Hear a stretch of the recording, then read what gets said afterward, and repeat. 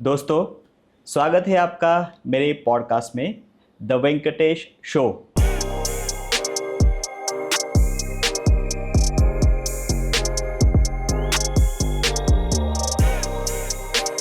दोस्तों, ये पॉडकास्ट का मेन इंटेंशन ये है कि आपको मोटिवेट करूं, आपको इंस्पायर करूं।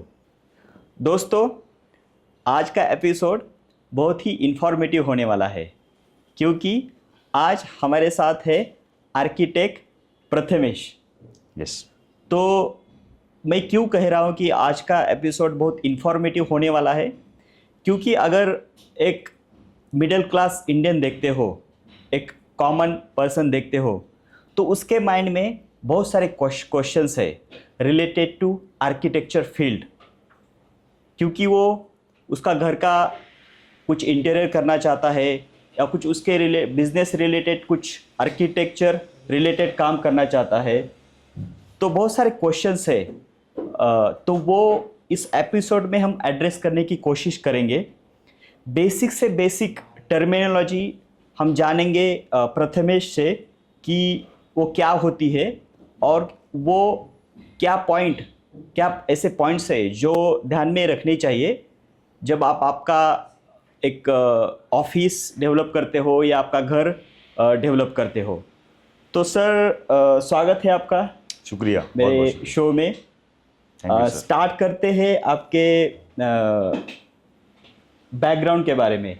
जी। आई मीन आपकी जर्नी के बारे में बताओ, आपका बैकग्राउंड बताओ जी। और आप किस एक्चुअली पर्टिकुलर पैटर्न में काम करते हो आर्किटेक्चर के। जी। सो जो अपने ये सबसे पहले नमस्ते सर, एंड बहुत बहुत शुक्रिया वेंकटेश सर को और यज्ञेश्वर सर को मुझे यहाँ पे बात करने के लिए बुलाने के लिए, क्योंकि काफ़ी टाइम ऐसा होता है आर्ट फील्ड में कि आपको कम चांसेस मिलते हैं, एक प्लेटफॉर्म मिलता है बात करने का, आपके व्यूज़ एक्सप्रेस करने का। So thank you so much for that. मेरा बैकग्राउंड ऐसा है कि आपने जो ये वर्ड पैटर्न जो बात ये वर्ड बताया, हाँ। वहाँ से मेरी शुरुआत है। ओके। और कैसा है कि मेरी जर्नी काफ़ी ऊपर नीचे वाली रही है, पर्सनल जर्नी रहती है। हर एक के जीवन में कोई सैड फेज आता है, एंग्जाइटी का पीरियड आता है, और वहाँ से ही वो कुछ सीख भी लेता है। तो मेरे भी लाइफ में ऐसा कभी हुआ था। सो बेसिकली तो मैं आर्किटेक्ट हूँ बाय प्रोफेशन, एंड आप स्लैश आर्टिस्ट भी बोल सकते हो मुझे, क्योंकि मैं पेंटिंग्स भी बनाता हूँ, मैं स्कल्पचर्स बनाता हूँ, शाडू मट्टी से गणपति बनाता हूँ। मैं और मेरा भाई मयूरेश लोटलीकर, वो हम काफ़ी क्रिएटिविटी से काफ़ी इंस्पायर्ड होते हैं हमेशा। आर्ट के बिना रह नहीं सकते। आई थिंक एक सक्सेसफुल आर्किटेक्चर बनने के लिए आर्टिस्ट बनना भी ज़रूरी है, क्योंकि वो डिज़ाइन, आपका जो थॉट प्रोसेस है वो आना चाहिए। एक कोई डिज़ाइन करते हो या कुछ स्ट्रक्चर आप डेवलप करते हो। जी, आपने बिल्कुल सही बात कही वेंकटेश सर, क्योंकि कैसा है, architecture is called the mother of all arts. ऐसा बोला जाता है कि वो एक जननी है, माँ है आर्ट की। बट उस आर्ट के अंदर काफ़ी वेरियस फील्ड्स आते हैं। आर्किटेक्चर एक फील्ड आप बोल सकते हो। करेक्ट। उसमें आपका पॉडकास्ट करने का भी एक आर्ट है, बात करने की आर्ट रहती है, लिखने की आर्ट रहती है। जैसे फिर हम लोग पेंटिंग की बोल सकते हैं, एक स्किल है।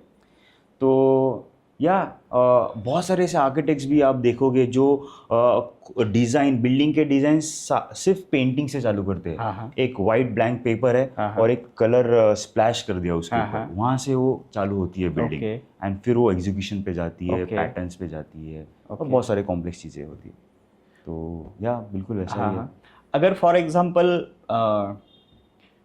कोई स्ट्रक्चर डेवलप करना है, जैसे ऑफिस का स्ट्रक्चर डेवलप करना है जी, तो फर्स्ट पॉइंट आप क्या देखते हो कि एक कलर पैटर्न देखते हो या कन्वीनियंट देखते हो या स्पेस यूटिलाइजेशन देखते हो? जी। तो फर्स्ट पॉइंट क्या रहता है आपका? तो सर मैं इतना प्रैक्टिस में नहीं हूँ, बट मैंने कुछ प्रोजेक्ट, इंटीरियर प्रोजेक्ट्स बिल्कुल किए हैं। मुझे अच्छे क्लाइंट्स मिले हैं, कुछ एक्सपीरियंस भी थोड़े डिफ़िकल्ट भी आए हैं। बट ठीक है, एक्सपीरियंस ही बंदा सीखता है। तो मेरा स्टार्टिंग पॉइंट ऐसा रहता है कि मैं पहले, जैसे हम डिस्कस कर रहे हैं कि बारे में, आपको आपका घर है या आपका ऑफिस है, आपको ये ऑफिस में आपका वातावरण कैसा रहना चाहिए, कि इनफॉर्मल रहना चाहिए, थोड़ा फॉर्मल रहना चाहिए, या फिर सूदिंग रहना चाहिए, वहाँ से शुरुआत होती है। तो एक इनफॉर्मल डिस्कशंस क्लाइंट के साथ, जो कि फ्रेंड बन जाता है कभी कभी, उनके नीड्स, उनके रिक्वायरमेंट्स काफ़ी इंपॉर्टेंट है। हमारे खुद के बायसेस और ईगो बाजू में रख के वो क्लाइंट को क्या चाहिए, क्योंकि उसका पैसा डाला है उसने टाइम डाला रहता है, और उसमें से हम लोग बेस्ट क्या कर सकते हैं, उसकी ट्रेनिंग हमें एक्चुअली स्कूल में दी जाती है, आर्किटेक्चर स्कूल में, और सेल्फ डेवलपमेंट और नॉलेज के थ्रू हम आगे बढ़ते हैं। तो एक वाइब पकड़ने की कोशिश रहती है सबसे पहले, कि यार आप वो क्लाइंट का इंक्लिनेशन कहाँ पे है। तो अभी जैसे मैंने एक सीए का ऑफिस किया था, तो उनसे उनका पहले के वर्ड्स ऐसे थे कि यार कैफे टाइप रहना चाहिए, हमें एकदम ऑफिस एनवायरनमेंट नहीं चाहिए। जहाँ पे जो एम्प्लॉयज हैं उनको काफ़ी कंफर्टेबल रहना चाहिए, क्योंकि उनके थ्रू ही काफ़ी सारा काम होता है। राइट। तो फिर आगे बात बढ़ती है कि यार फिर आपको सबसे मेरी पहले देखने की कोशिश रहती है कि एनवायरनमेंट कंफर्टेबल रहे, natural light, natural ventilation, without AC कैसे हम लोग मैक्सिमाइज कर सकते हैं, वो मेरी कोशिश ज़्यादा रहती है। क्योंकि आर्टिफिशियल लाइट से आप कितने ही हो सकते हैं इंस्पायर। जो सन जब भी आपके हाथ पे गिरता है और जो हीट आएगी तो उसके ऊपर, तो आपको कुछ और वार्म फीलिंग आएगी उसकी। The natural light is the best. Yes, absolutely. Natural light and natural air, breeze, greenery. कि हम अभी बहुत सारे ऐसा हो गया कि हम काफ़ी बिल्डिंग में रह के, इंटीरियर स्पेसेस में रह के, काफ़ी हमारा थिंकिंग भी काफ़ी कंसाइज हो गया है, थोड़ा ओपन अप होने की जरूरत है। तो जैसे हमने इंट्रोडक्शन में बोला कि एक हमारा जो डिस्कशन होने वाला है बहुत ही बेसिक होने वाला है जी। तो अगर ये हमारा डिस्कशन कोई एक साधारण सा आदमी, कॉमन मैन देख रहा है जी, तो उसको कैसे आप एक्सप्लेन करोगे आपके टूल के साथ? तो क्या ऐसा कुछ टूल है आपके पास कि जो आप बेसिक आपकी टर्मिनोलॉजी एक्सप्लेन कर पाते हो? जी। सो जैसे आपने जैसे फर्स्ट सेंटेंस में मेंशन किया आपका पैटर्न क्या है, तो चलो वहाँ से कुछ बेसिक से चालू करते हैं। अभी पैटर्न का मतलब क्या है जानने की कोशिश करेंगे। तो पैटर्न है क्या?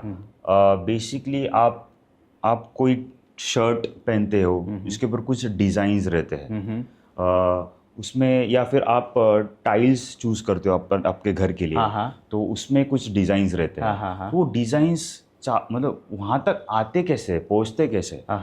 तो एक आर्किटेक्ट या फिर आर्टिस्ट क्या करेगा, शुरुआत उसकी ब्लैंक पेज से होती है टोटली। वहाँ पे कुछ नहीं रहता, एक ब्लैंक पेज है और उसके ऊपर एक सिंगल लाइन खींची जाती है। अगर वो सिंगल लाइन सीधी होगी तो उसका इफेक्ट कुछ और आएगा, वो सिंगल लाइन टेढ़ी होगी तो इफेक्ट कुछ और आएगा।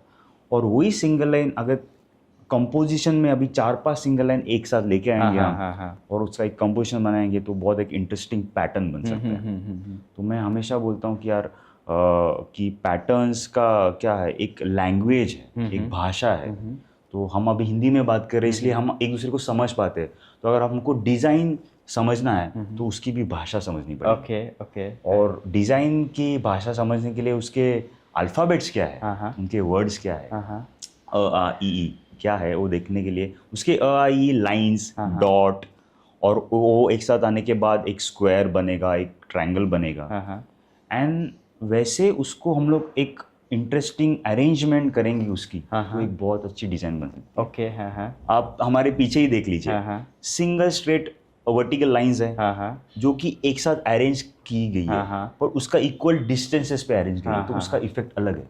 करेक्ट। तो एक अच्छा सा यूनिफॉर्मल क्या बोल सकते हैं, कामिंग इफेक्ट आता है। ये अगर क्रिस क्रॉस रहती थी तो शायद एक डायनामिक अप्रोच हो जाता था। Yes I think colour choice का भी एक बहुत इम्पोर्टेंट एस्पेक्ट है जब आप कोई डिज़ाइन करते हो घर या ऑफिस जी। तो उसमें आपका क्या ओपिनियन है कि कलर चॉइस लाइट होनी चाहिए, डार्क होनी चाहिए, यूनिफॉर्म होनी चाहिए, मिक्स होनी चाहिए? मुझे लगता है कि कोई भी अगर घर डिज़ाइन कर रहे हैं अपने लिए, वो जो क्लाइंट है उनको सोचना बहुत ज़रूरी है कि मुझे किस टाइप का एनवायरनमेंट पसंद है। कामिंग इफेक्ट पसंद है या फिर थोड़ा बिजी एनवायरनमेंट चाहिए, तो फिर थोड़े कलर्स डाले। स्टिमुलेटिंग एनवायरनमेंट चाहिए, मुझे स्टडी एरिया थोड़ा सा न्यूट्रल चाहिए। जब मैं लिविंग रूम में आऊँ तो मुझे थोड़ा और एक्साइटेड फील होना चाहिए, तो उस हिसाब से वो कलर कॉम्बिनेशन डिफर होगी। तो क्लाइंट को ब्लैंकली जाके इंटरनेट पे देखे यार ये अच्छा दिखता है, उससे करने से अच्छा खुद को क्या चाहिए, मुझे किस चीज़ से अच्छा लगता है, ये सोचेंगे तो काफ़ी ईज होगा उनको। क्योंकि आर्किटेक्ट या इंटीरियर डिज़ाइन आपको 100 ऑप्शन दे सकता है कि वो उसमें से खेला है, बट आपका पैसा है तो आप उसे सोचना बहुत अच्छा रहेगा। सो आर्किटेक्ट आपको हेल्प कर पाएगा ठीक से। अभी मैं एक रियल लाइफ क्वेश्चन पूछूंगा कि आपका ओपिनियन क्या है उसके ऊपर। जैसे कि फॉर एग्जांपल हम स्टारबक्स में जाते हैं जी तो अलग फीलिंग होती है जी ठीक है। अगर आप बेसिक उनके सेटअप देखते हो तो ऐसा कुछ उन्होंने डिफरेंट नहीं किया होता है, लेकिन उनके जो कलर चॉइस रहते हैं या कोई काइंड ऑफ जो फर्नीचर रहता है वो काइंड ऑफ डिफरेंट रहता है। जी। वही आप अगर कोई लोकल कैफ़े में जाते हो, जी भले ही वो लोकल कैफ़े वाले ने पैसा ज़्यादा खर्च किया है, फिर भी आपको स्टारबक्स का ही सेटअप अच्छा लगेगा।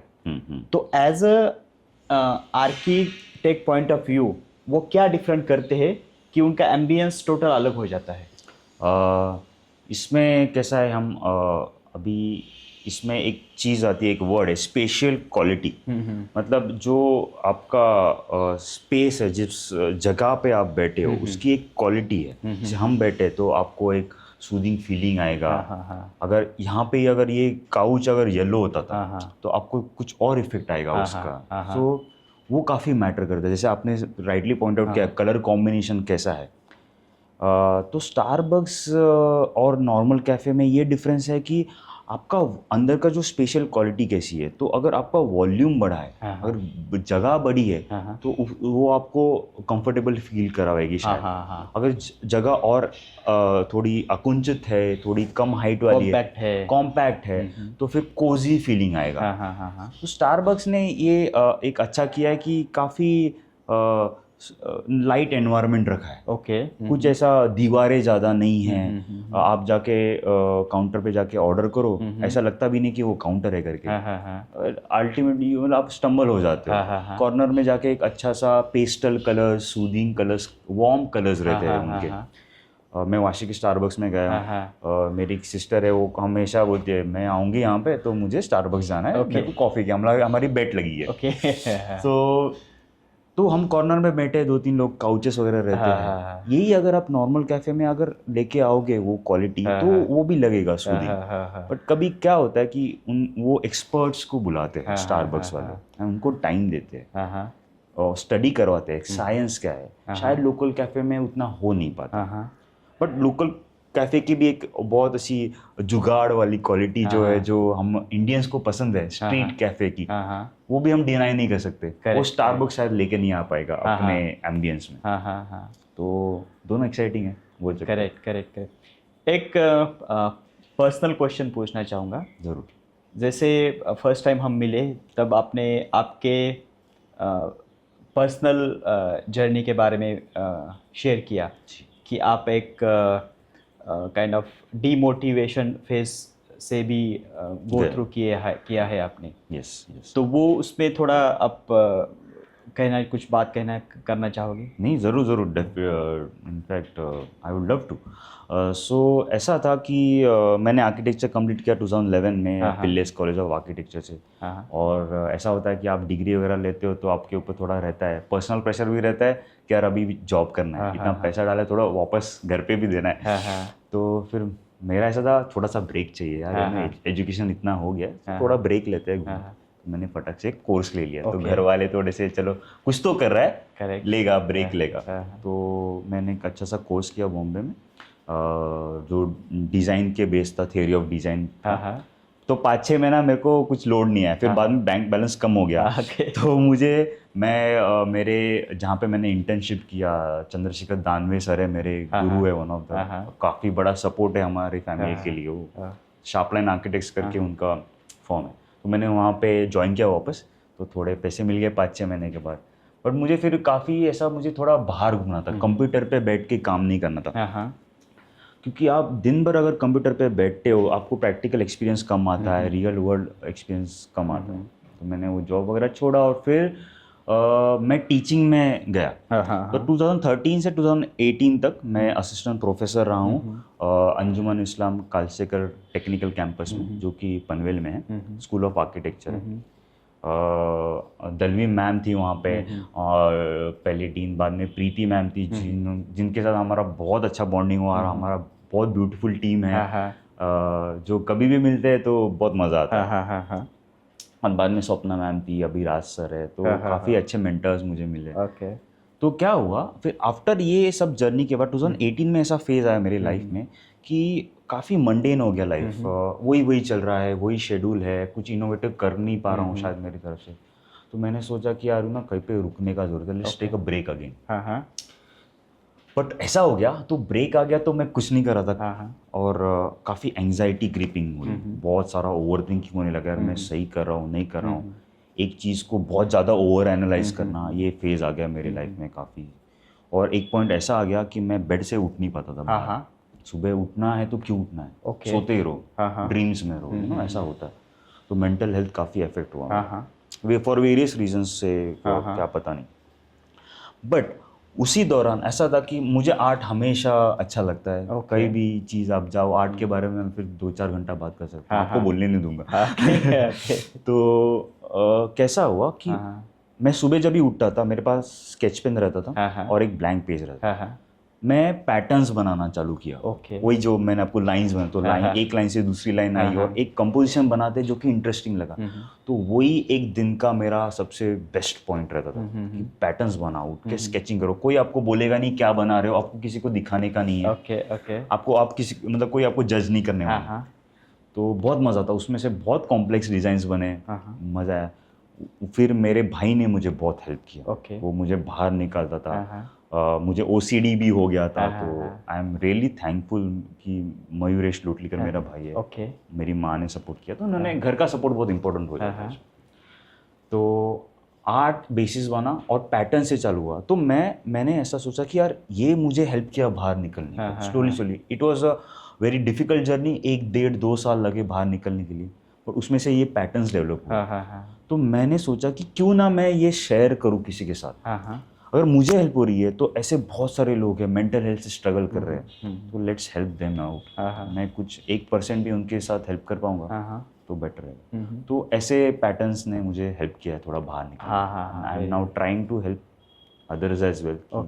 कि मुझे बुलाया जाता है। एक साइन में एक मैम थी कि मेरा भाई थोड़ा स्ट्रगल कर रहा है मेंटल हेल्थ के साथ, आप आके थोड़ा कुछ हेल्प कर सकते हो। तो मैंने पैटर्न आर्ट किट बनाया है, जहाँ पे लेफ्ट हैंड साइड पे एक्सरसाइजेस है, आप राइट हैंड साइड पे कॉपी करो उसको, और बस आपको कुछ ये है नहीं कि जो आपको अच्छा लगता है वो करो, सही करो, गलत करो, मिस्टेक्स करो। थोड़ा बहुत ऐसे चालू हुआ सर। ओके। आप स्टूडेंट्स के लिए भी कुछ वर्कशॉप करते हो? जी बिल्कुल। सो कैसा था आर्किटेक्चर एजुकेशन में, ऐसा जर्नी कि मैं स्टूडेंट रहा हूँ, तो ऐसा नहीं था कि मेरे सामने रोजेस का बेड था चलने को, काफ़ी थॉर्न्स थे कि यार आपका डिज़ाइन क्रिटिसाइज़ किया जाता है, आपको पर्सनल भी आपको बुरा लगता है कभी, लेकिन उसके आगे बढ़ के आपको होना चाहिए। तो मैं स्टूडेंट लाइफ से गुजर चुका हूँ, और मुझे लगता है कि थोड़ा तो एटलीस्ट मुझे पता है स्टूडेंट क्या चीज़ से गुजरता है, कितना लोड रहता है उसके ऊपर। एजुकेशन और सॉर्ट होना चाहिए, बहुत लोग इसके ऊपर काम कर रहे हैं।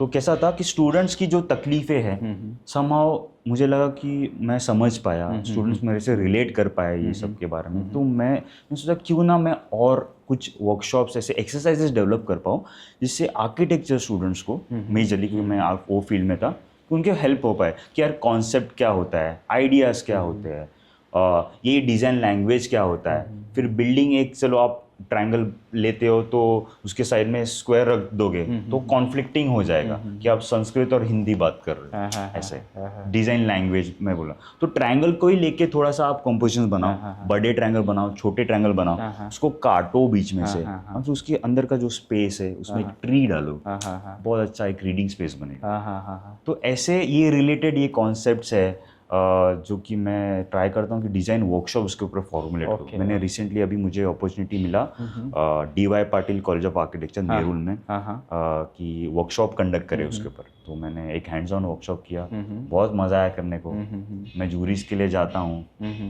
तो यस अभी मैं परसों ही जूरी के लिए गया था, वाइवा जो एग्ज़ाम बोलते हैं।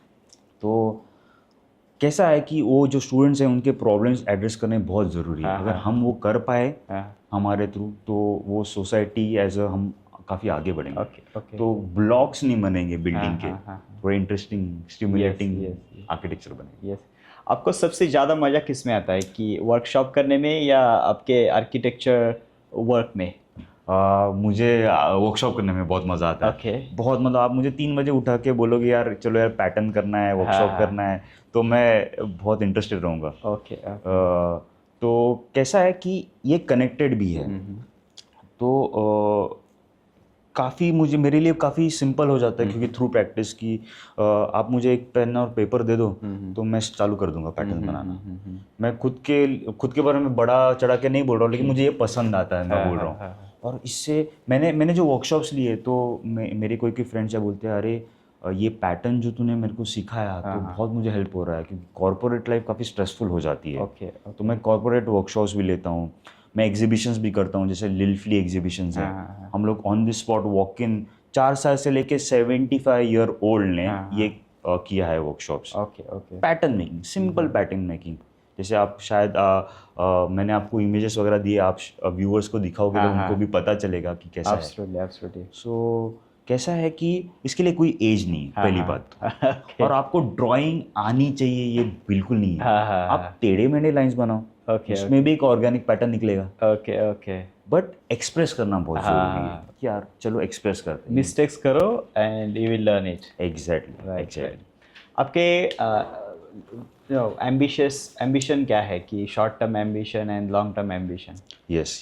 सो ये काफ़ी अच्छा इंटरेस्टिंग चीज़ बोला। मैंने काफ़ी इस बारे में सोचता हूँ, ट्राई करता हूँ इम्प्लीमेंट करने का, फेल होता हूँ बहुत। सो अभी ऐसा एम्बिशन है कि मैंने वर्कशॉप्स चालू किए हैं ऑलरेडी, काफ़ी सारे इंक्वायरीज आते हैं, तो काफ़ी अच्छा लगता है, अपॉर्चुनिटी मिलता है। तो वो मुझे और स्ट्रेंथ करना है, उसके एक स्पेक्ट्रम बढ़ाना है। तो चलो पकड़ो, एक डिज़ाइन है ओवरऑल, तो डिज़ाइन का कॉन्सेप्ट क्या होता है उसके ऊपर एक एक्सटेंसिव वर्कशॉप हो जाए, और डिज़ाइन के प्रिंसिपल्स क्या होते हैं सिर्फ उसके ऊपर हो जाए, एक्सपेरिमेंटेशन क्या होता है उसके ऊपर वर्कशॉप्स हो जाए, एक चीज़ का स्केल और प्रोपोर्शन क्या होता है। जैसे हम आप बैठे हैं तो ये जो चेयर है इसके प्रोपोर्शन में मेरा क्या डायनामिक्स है इसके ऊपर। अगर ये इसका जो हेड बोर्ड है वो कम रहता था तो मेरा जो एक स्टैचर है शायद वो अलग उसका रहता था। तो आपका पूरा फिगर दिखता है उसमें, आपकी बॉडी लैंग्वेज समझती है। तो ये सारी चीज़ें, स्केल, प्रोपोर्शन, स्क्वायर्स को कैसे अरेंज करना है, या फिर आप रिदम कैसे आओगे लेके आओगे डिज़ाइन में, ऐसी सारी चीज़ें थोड़ी डिज़ाइन के बारे में मुझे वर्कशॉप्स करने हैं। और दूसरा एक मेरा काफ़ी बहुत एक्साइटिंग फेज़ में मैं हूँ फिलहाल, कि मुझे गेमिंग लैब बनानी है। तो गेमिंग लैब में कैसे होगी, कंप्यूटर नहीं रहेंगे उसमें बिल्कुल, और मोबाइल तो बिल्कुल नहीं रहेंगे, साइड में रहेंगे। तो वो हैंड्स ऑन रहेंगे। तो मैं आपको कुछ एक डेमो दे सकता हूँ? प्लीज। सो ये बेसिक 4 ब्लॉक्स ऑफ, ये क्यूब्स बोले जाते हैं, वुडन ब्लॉक्स है, और ये बेस है। तो कोई भी लर्निंग का जो बेस है, काफ़ी आप रिसर्चर्स और साइंटिस्ट भी देखोगे, ये बोलते हैं कि प्ले, खेलने के थ्रू आप बहुत सीखते हो। Learn with play. एंड आप बच्चों को भी देखोगे तो आप बच्चे अगर जब खेलते हैं सबसे एक्साइटेड रहते हैं, उसमें से सीखते हैं यार कि शेयर करने का है, टीम वर्क सीखते हैं, कॉन्फिडेंस बनता है। और हम देखोगे ये प्ले बन के हमारे पास अभी ओलंपिक्स आ गया। करेक्ट तो you have sports for that. I think अभी जब इंटरनेशनल स्कूल्स देखते हो, जी, मोस्ट ऑफ इंटरनेशनल स्कूल्स का वही कंसेप्ट है कि learn with play. Yes, not only black board है और आप सिखा रहे हो, जी, वहाँ पे एक पर्टिकुलर एक 30 मिनट 1 आवर कॉन्सेंट्रेट कर पाता है बच्चा। Yes. लेकिन आप लर्न विथ प्ले करते हो तो you will not forget it. Exactly उसको पता ही नहीं चलेगा, उसको बर्डन नहीं लगेगा सीखने का। correct. तो आप उसको बहुत सारे कॉन्सेप्ट सिखा सकते हो। फॉर एग्जांपल अब हम चलो यहाँ पे एक लेते हैं कि अगर हमें एक ये 4 क्यूब्स है, उससे हमें एक पैटर्न, बेसिक पैटर्न डेवलप करना है, तो ये एक अरेंजमेंट हो गया। चलो हमको इसको एक बाहर निकालते हैं, एक यहाँ से बाहर निकालते हैं, तो ये एक पैटर्न हो गया जो सिमेट्रिकल है। फिर हम चाहिए इसको ऊपर रख सकते हैं, तो आर्किटेक्चरली अगर हम लोग देखने को गए तो ये शायद एक पैटर्न बन सकता है, इसके ऊपर और एक रख सकते हैं, तो ये और एक पैटर्न हो गया। फिर ये 3D में भी बन जाता है, ये 3D स्पेसेस में बन जाता है, ऐसे पैटर्न्स बनते हैं। तो यू नो आप इसके साथ खेल सकते हो, आप इसके साथ मज़े कर सकते हो। तो अगर मज़ा नहीं आएगा किसी काम में तो फिर आप उसमें आगे भी नहीं बढ़ पाओगे। ग्रो जो इवोल्यूशन है वो जॉय में है। करेक्ट। तो ये आप भी सर, आप प्लीज़ मेरे हिसाब से आप ट्राई कर लो कि कहाँ पे रखना है। आई थिंक ये मुझे कोरिलेट करता है कि जैसे फॉर एग्जांपल मुझे बंगलो कंस्ट्रक्ट करना है, तो मैं ऐसा किसी को मुझे समझाना है कि हम लोग है ना ऐसा करते हैं कि ये स्ट्रक्चर हम लोग डेवलप करते हैं तो अच्छा दिखेगा। तो कोई बोलेगा नहीं नहीं ये थोड़ा काइंड ऑफ डिफरेंट लग रहा है। हाँ, तो कुछ ऐसा करते हैं कि ऐसा डेवलप करते हैं तो अच्छा दिखेगा। देखिए सर, तो actually it's very simple to explain yes, and थोड़ी सी अगर कुछ चेंजेस करते हो तो एक डिफरेंट आपका स्ट्रक्चर एग्जैक्टली। मतलब अगर हम फंडामेंटल्स पे हमारा फाउंडेशन स्ट्रॉन्ग करेंगे तो ही हम कुछ कॉम्प्लेक्स प्रॉब्लम्स को एड्रेस कर पाएंगे। क्योंकि डिजाइनिंग जितना दिखता है उतना सीधा साधा है नहीं, काफ़ी कॉम्प्लेक्स चीज़ है। बट आपको फंडामेंटल्स पता नहीं रहेंगी तो वो बहुत सारे सिंपल चीज़ एक साथ कैसे आएंगी और एक बहुत अच्छा डिज़ाइन बन पाएगा, जिससे कि हम जो यूज़र है उसको बहुत अच्छा इंटीरियर एक्सपीरियंस दे पाएंगे, स्पेशियल एक्सपीरियंस दे पाएंगे, इनसाइड आउटसाइड से रिलेट कर पाएंगे, नेचर को हम कॉम्प्लीमेंट कर पाएंगे, उसे डिग्रेड ना करके उसको एक उसका स्थान है। लेट हम ग्रेटफुल होने चाहिए नेचर को कि आपके नेचर के थ्रू हम बहुत कुछ सीखते हैं। तो नेचर को अंदर लाइए, नेचर को अपना पार्ट बनाइए। क्यों नहीं एक ऑफिस में बीच में से एक ट्री निकल के बाहर आए। आई थिंक एप्पल का जो हेडक्वार्टर है यूएस में, यस, तो अंदर सारे ट्रीज है, इवन आउटस्कर्ट में भी सारे ट्रीज है, और बीच में उन्होंने ऑफिस किया है। तो एक जो आपने कंसेप्ट बोल रहे हो, जरूर एब्सोल्युटली। और डीवाई पाटिल में भी नॉर्मन फॉस्टर जी आर्किटेक्ट्स जो है, बहुत बड़े आर्किटेक्ट है नॉर्मन फॉस्टर इंग्लैंड के, उनका फर्म ने एक डीवाई पाटिल के कैंपस के अंदर बड़ी सी बिल्डिंग बनाई है जो भी काफ़ी उसके एस्पेक्ट्स ब्यूटीफुल है, कोर्टयार्ड्स है, टेरेस गार्डन्स बनाए हैं उनमें। तो नई मुंबई में भी ऐसे बहुत सारे एग्जांपल्स हैं। आई थिंक ट्रीज बहुत सारा काइंड ऑफ डिफरेंट लुक देते हैं आपके इंटीरियर को। यस, आप हम यहाँ पे ही देख लीजिए, पीछे एक ये है लीव्स है, क्या बोलते हैं उसको, वेल हम बोल सकते हैं। सो क्रीपर है यहाँ पे। तो मैं एक्चुअली ट्रीज़ में भी काफ़ी इंटरेस्टेड हूँ। मैं लैंडस्केप डिज़ाइन मैंने सिखाया है अंजुमन इस्लाम में। मैंने ट्री अप्रिशिएशन कोर्स किया था मुंबई यूनिवर्सिटी का, बहुत ब्यूटीफुल कोर्स है। आपको मुंबई यूनिवर्सिटी के गार्डन में लेके जाते हैं, फिर जिजामाता उद्यान में लेके जाते हैं। वहाँ पे बाओबाब करके ट्री है जो कि अफ्रीकन ट्री था, उसका ट्रंक इतना बड़ा रहता है। और आप देखोगे सीता अशोका है, आसू पालव ट्री है, बहुत बहुत अमेजिंग चीज़ है लैंडस्केप में। एक मिसअंडरस्टैंडिंग या गलतफहमी आपके प्रोफेशन के बारे में क्या है जो कि आप कहना मतलब उसके ऊपर आप बताना चाहते हो कि ऐसा नहीं है, ये ऐसा है?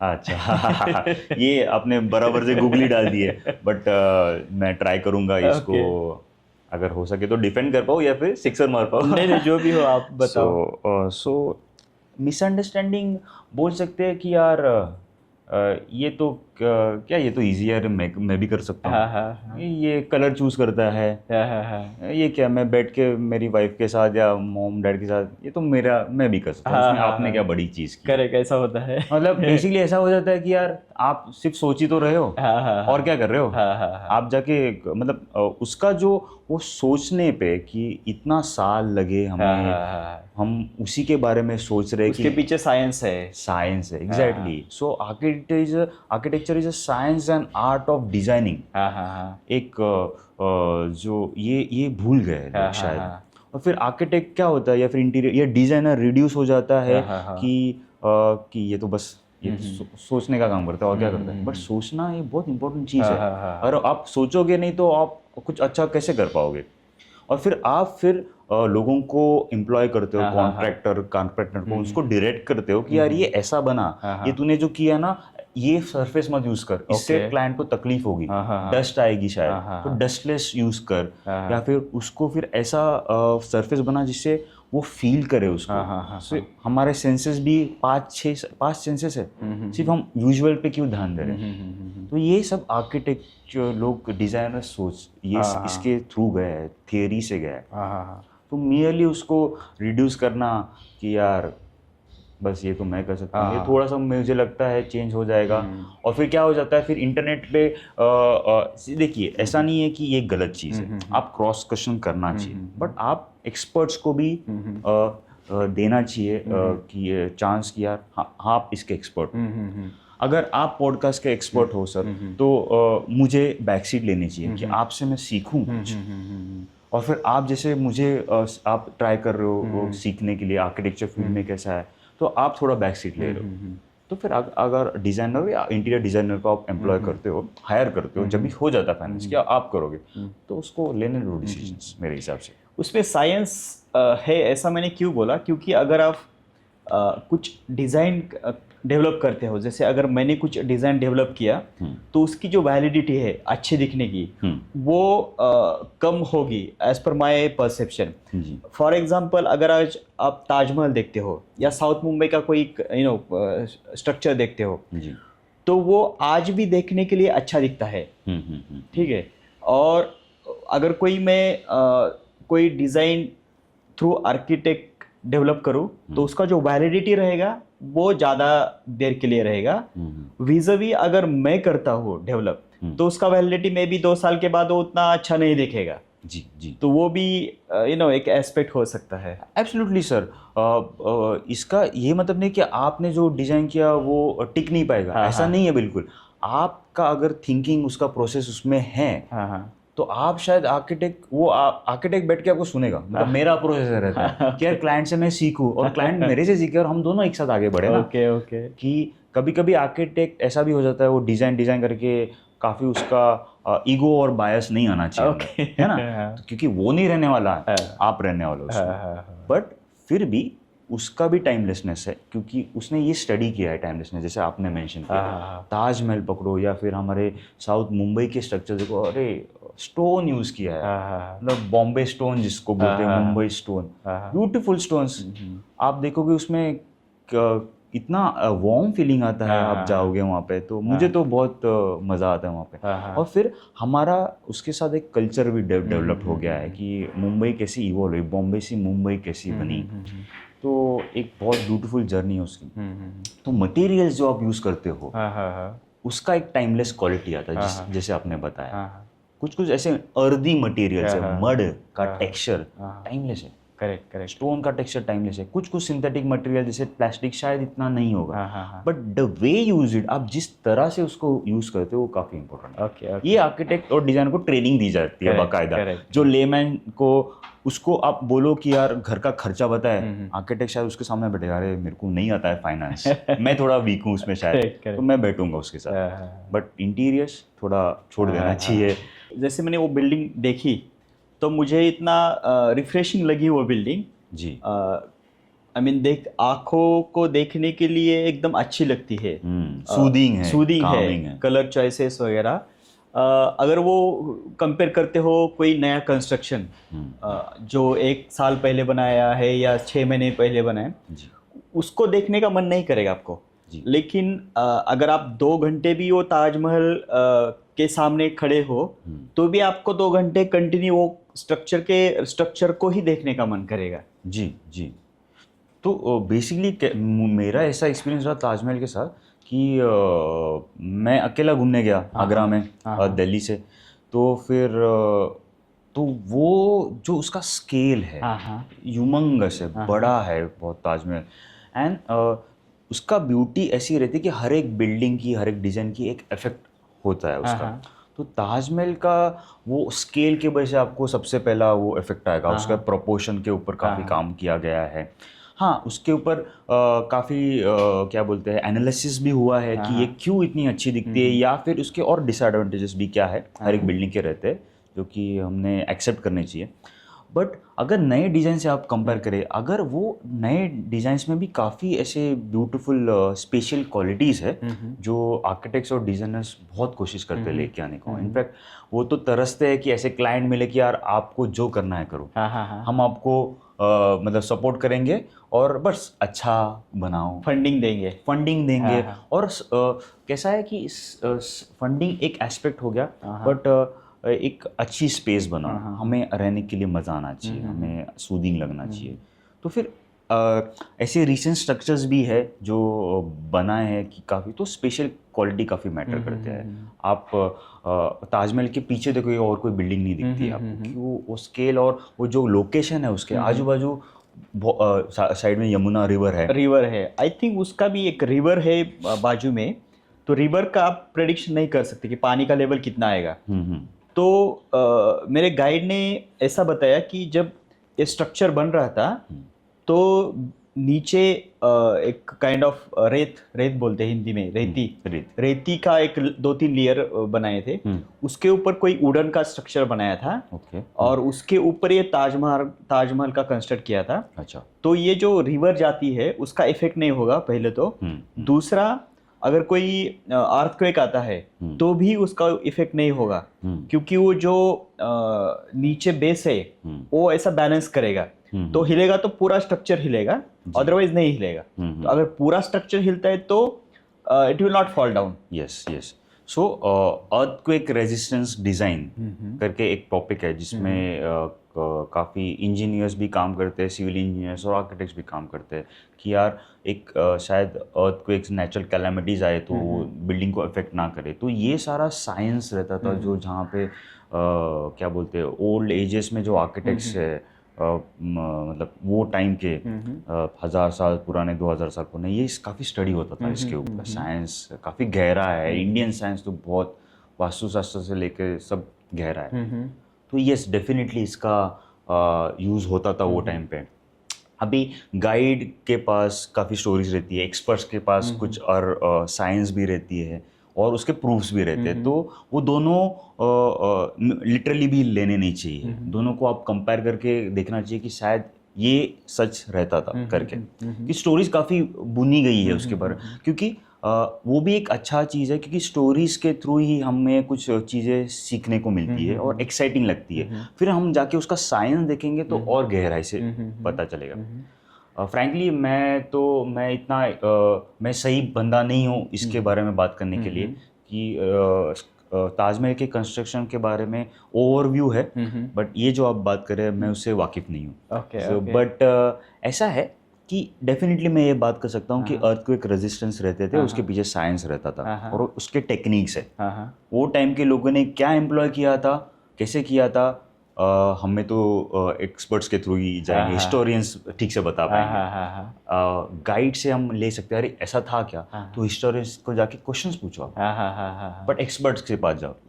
मेरा ये बोलना है कि हम क्या करते हैं कि हम लिटरली एक न्यूज़ को या फिर किसी व्हाट्सअप मैसेज को वैसा क्या वैसे ले लेते हैं, अरे ये हो गया था वहाँ पे, यार ताजमहल किसने बांधा था, पिरामिड से एलियंस ने बांधा, ऐसा सब है।